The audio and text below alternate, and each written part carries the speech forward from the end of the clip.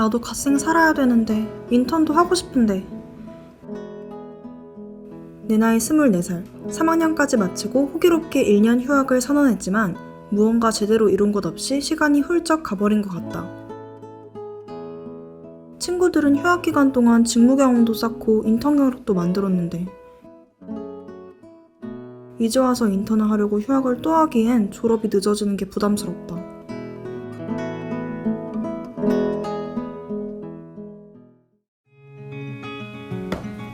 여러분, 혹시 지금 이런 고민 하고 계시진 않나요?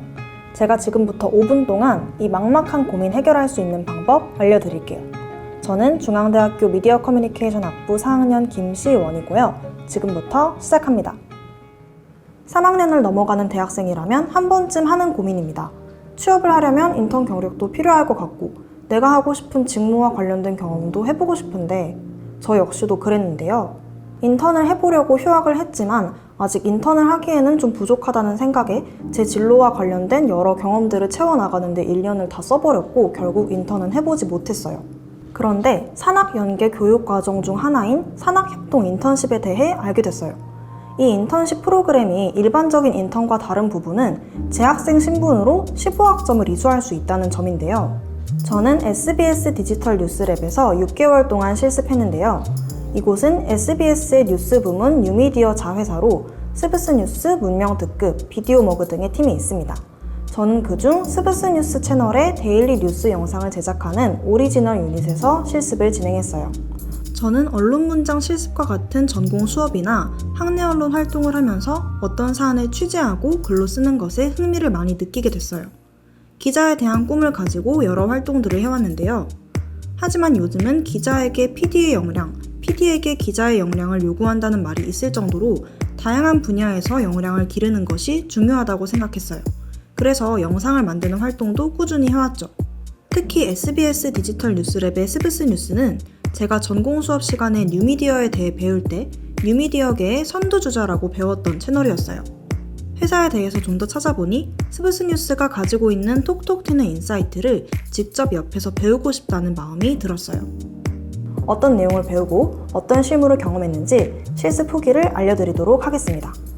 제가 해야 하는 일은 크게 3가지였습니다. 아이템 발제, 오리지널 영상 제작 보조, 그리고 숏폼 콘텐츠 구성이었죠. 아이템 발제는 쉽게 말하면 매일 하는 회의에서 이런 영상 만들어보면 어떨까요? 이런 주제를 다뤄보면 어떨까요? 등을 제안하는 거예요.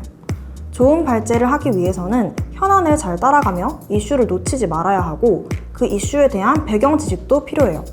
무엇보다 타 언론에서 시도하지 않은 새로운 접근도 필요하죠.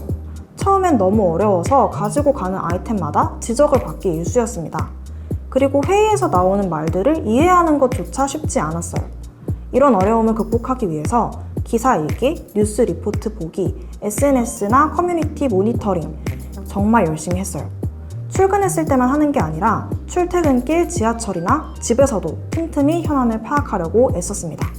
또 기존 스브스 뉴스 채널에 올라와 있는 영상들, 조회수가 잘 나온 리포트 영상들을 보면서 어떤 영상이 사람들의 눈길을 끌 수 있는지에 대한 감을 익히려고 했습니다. 다음으로 제작 보조.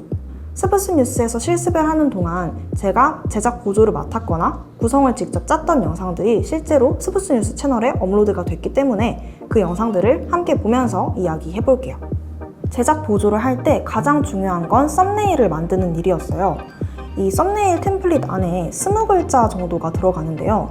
이제 뉴미디어 채널이다 보니까 기존 뉴스보다 사람들에게 더 쉽고 재밌고 친근하게 다가가야 하면서도 영상의 메시지를 충분히 담아내야 했어요. 너무 가볍게 보여서도 안 되기 때문에 그 중간을 맞추는 것이 중요했어요. 여기 있는 이 대선 후보들 광야로 불러오기 광기 어린 SBS 선거 방송, 에스파 세계관까지 공부하는 K-팝 의상 디자이너, 내 돈 내 손으로 작동시키는 21세기 놀이공원 등이 제가 제작 보조를 맡았던 영상의 썸네일인데요. 문구나 이미지 등을 구상을 하면 PD님들께서 바로바로 피드백을 주시기 때문에 스스로 느끼기에도 실무 능력이 굉장히 높아질 수 있었습니다. 이런 건 정말 학교에서 배울 수 없는 실무라고 생각해요. 숏폼 콘텐츠 제작은 인턴 업무의 꽃이라고 할 수 있는데요.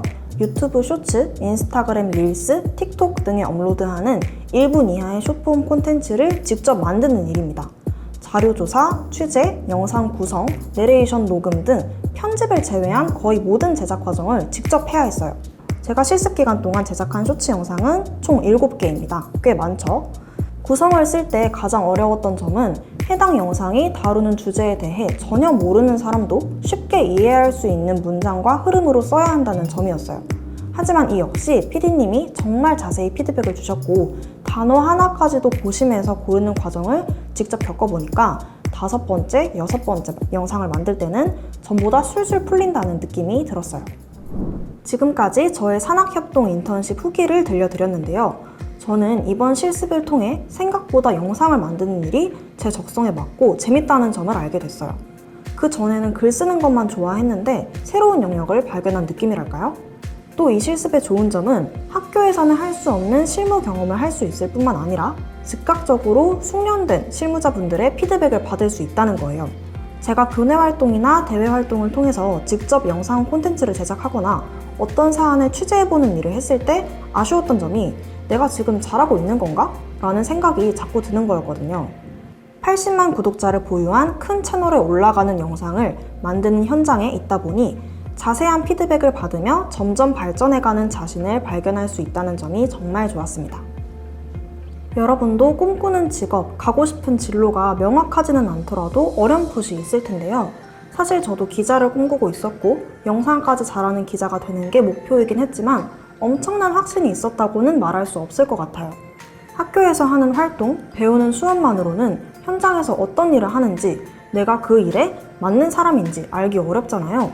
그런데 이런 산학연계 프로그램을 통해서 내 진로와 적성에 대한 확신을 가지게 될 수 있고 경험과 경력까지 쌓을 수 있다니 대학생 때 꼭 한번 잡아야 하는 기회가 아닐까 생각이 듭니다.